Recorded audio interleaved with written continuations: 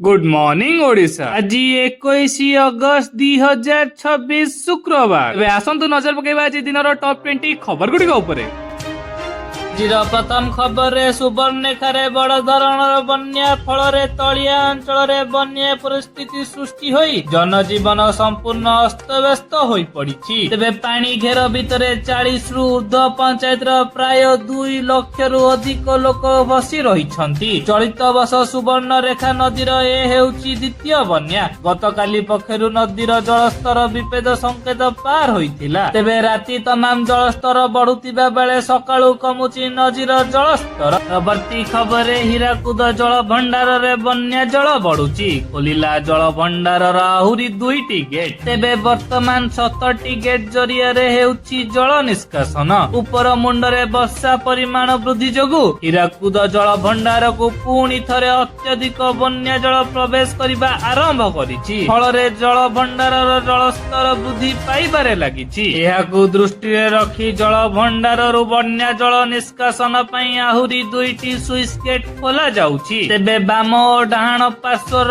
Gate मिसी प्राय 17टी switch gate जरिया रे अतिरिक्त बन्या जल वर्तमान निष्कासन करा जाउछि। अवर्ती खबर बन्या बेले खाउटिंग उपरे पुणी होइछि महंगा माड़। हेतुक भाबे बढ़ी चलीछि खाइबा सामग्रीर दर। बन्या समय रे दर वृद्धि लोकमानंक उपरे बोझ उपरे नलिता बिड़ा सदृश साजिछि। चीनी किलो को 60, चूड़ा किलो 45 रे पहुंची।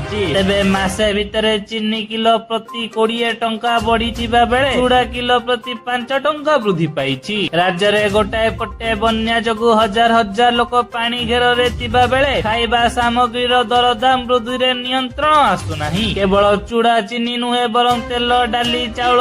अवर्ती खबर Bhubaneswar online auto taxi driver आंदोलन बेले गतकाली घटिथिबा हिंसाकांड को नहीं पुलिस रो कड़ा एक्शन नैछि। तेबे घटना रे 113 जन को गिरफ्त करा जाइतिबा बेले 354टी गाड़ी सीज होईछि। एहा सहित भल व्यवहार देखाइथिबा 60 जन को पुलिस छाड़ी देइछि। आ एही घटना को नै खारबेल नगर थाना रे मोट 7टी एतला रुजु होईछि। तेबे गतकाली आंदोलन समय रे परिस्थिति उग्र होई उठिथिला। आंदोलनकारी माने पुलिस ऊपर को टेका पत्थर माड़ करिबा सह आम बस रे भंगारुजा मध्य करिथिले। तेबे एहाकु नै आईन को हाथ को नैथिया व्यक्ति विरुद्ध आईन अनुसार कड़ा कार्यानुष्ठान नियाजियो बोली पुलिस स्पष्ट करिछि। अन्य बटे अभियुक्त गाड़ी मालिकंक परमिट और आरसी बातिल करा जिवो बोली परिवहन विभाग चेतावनी देइछि। सीसीटीवी फुटेज आधार रे अन्य अभियुक्त मान को धरिया पई पुलिस पक्षरु चढ़ाऊ जारी रहिछि। एबे मास्टर कैंटीन अंचल रे परिस्थिति स्वाभाविक रहिछि।